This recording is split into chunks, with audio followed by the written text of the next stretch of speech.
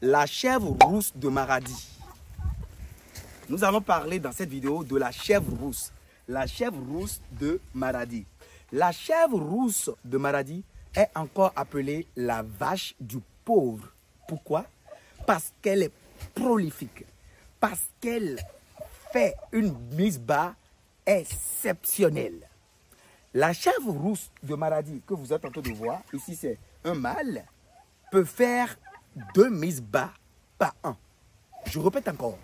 La chèvre rousse de Maradi peut faire 2 mises bas par an et peut donner naissance entre 2 et 6 bébés par mise bas.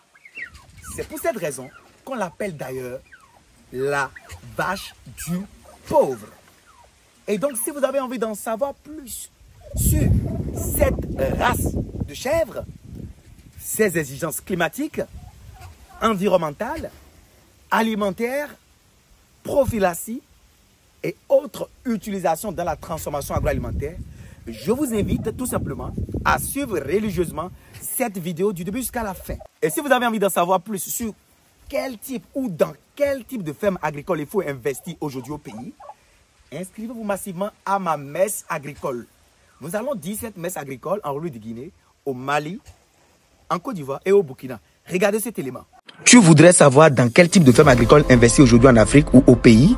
Viens à la formation de M. Teragbe Valé-Wansou, ingénieur agronome praticien, déjà à Conakry le samedi 15 juin 2024, lieu Conakry Blue Zone au centre-ville Kaloum, au Mali le samedi 22 juin 2024 et il sera en juillet en Côte d'Ivoire et au Burkina Faso. Pour ceux qui ne seront pas là physiquement, la formation est disponible sur support USB que vous pouvez acheter. On va vous envoyer par DHL, par fret aérien ou bien par voie terrestre ou en ligne. Inscrivez-vous massivement à la plus grande messe agricole africaine en 2024.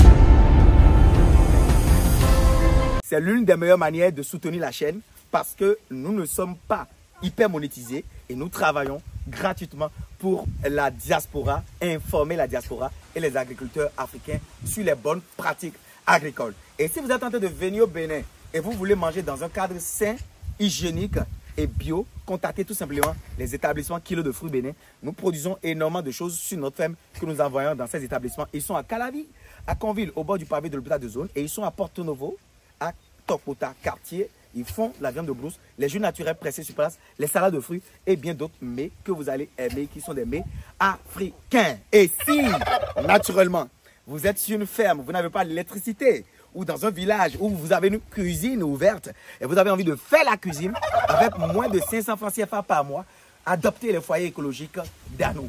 Avec un budget de 500 francs CFA par mois ou moins d'$1 ou moins d'€1, vous pouvez préparer pendant un mois, matin, midi, soir, avec les foyers écologiques d'Ano disponibles au Bénin et on peut les distribuer partout en Afrique. Nous sommes à la recherche des hyper-grossistes et des consommateurs actuellement. Ces foyers sont 10 fois supérieurs en termes de pouvoir de combustion et leur combustible, c'est la coque de palmier à huile carbonisée. Livrés avec panneaux solaires et accumulateurs de charge, ils peuvent être aussi utilisés sur le courant conventionnel.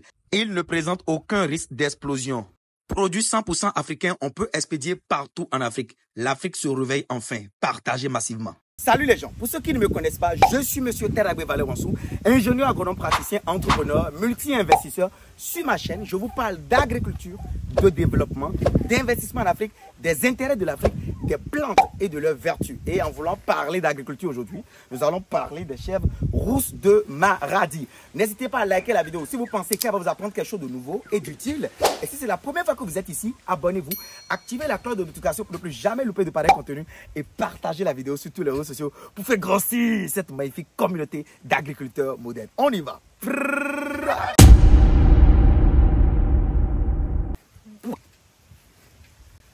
Alors les gens, sur ma ferme, l'un de mes projets phares, c'est la production des chèvres.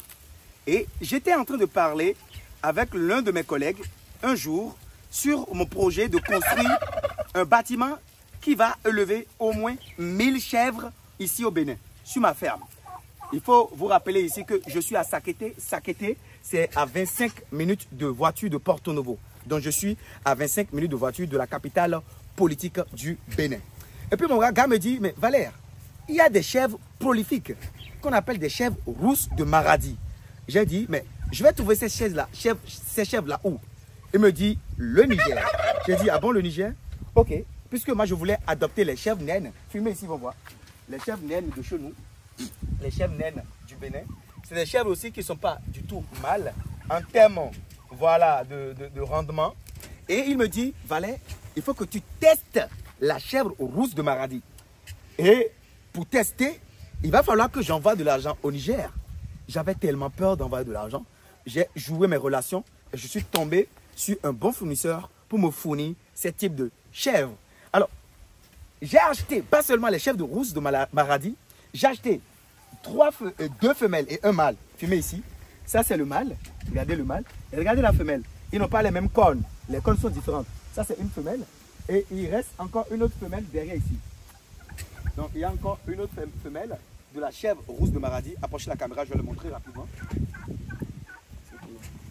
Donc, il reste, approchez-vous ici.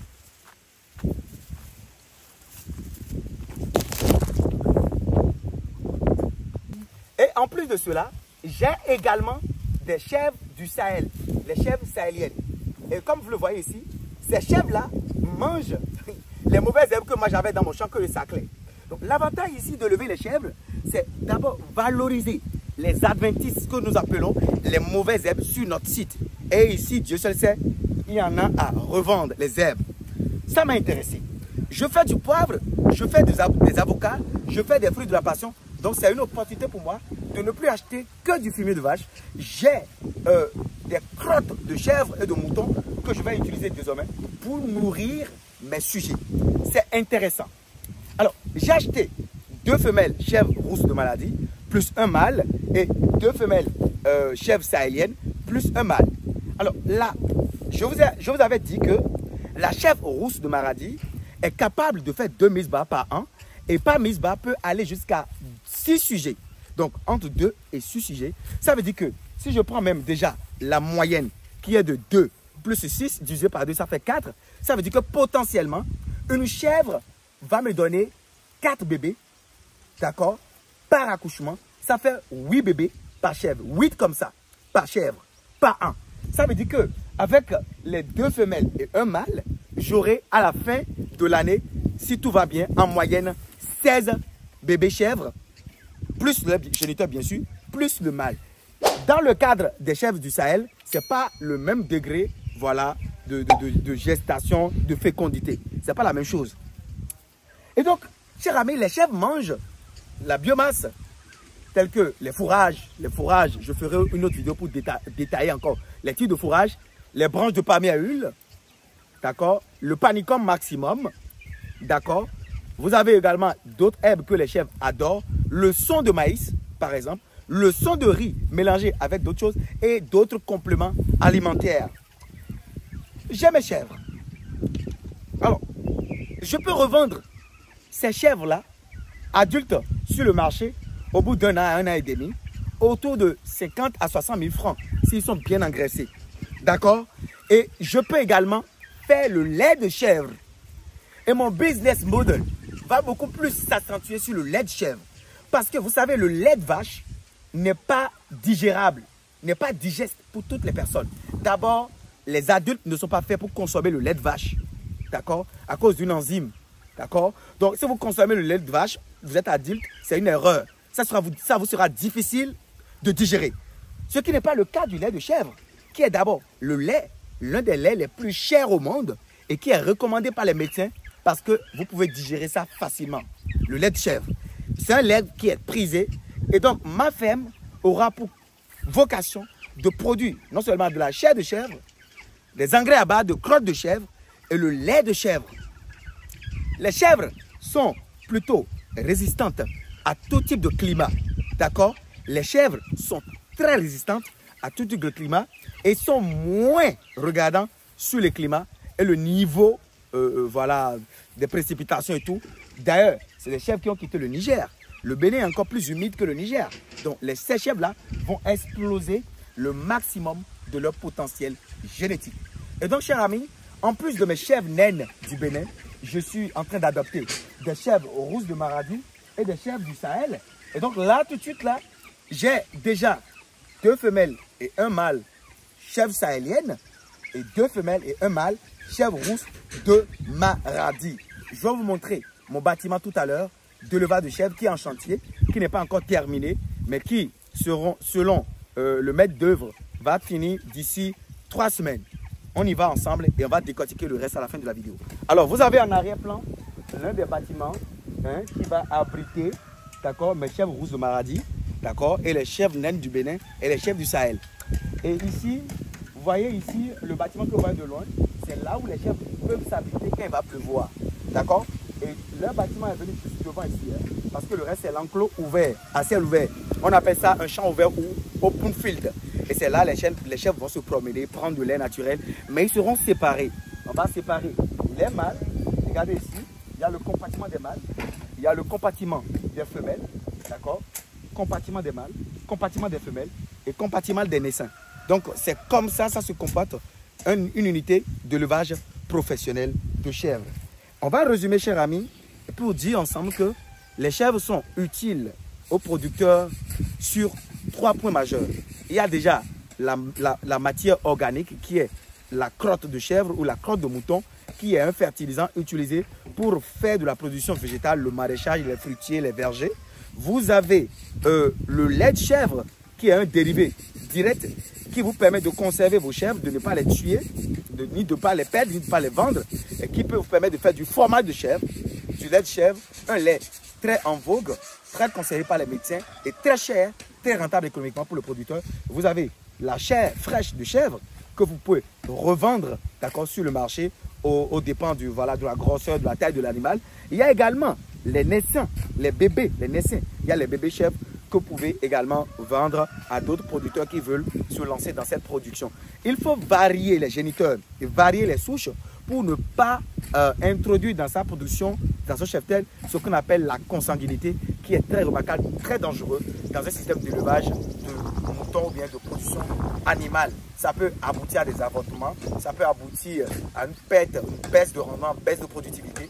Donc, chers amis, c'est la substance de tout ce que moi, Taragbe Valère Wansou, je tenais à partager avec vous dans ce petit capsule YouTube. Vous avez envie d'en savoir plus, il faut liker, abonnez-vous, partagez la vidéo pour sensibiliser. Et si vous avez envie de savoir dans quel type de ferme agricole, concrètement, pratiquement sur le terrain, investir aujourd'hui au pays et ne pas gaspiller votre argent, venez à ma messe agricole, venez à ma formation et je réserve 10 comptes d'exploitation d'une valeur de 150 000 francs par personne aux 200 premiers inscrits. Merci d'avoir suivi cette vidéo du début jusqu'à la fin. On est ensemble. Ciao, ciao.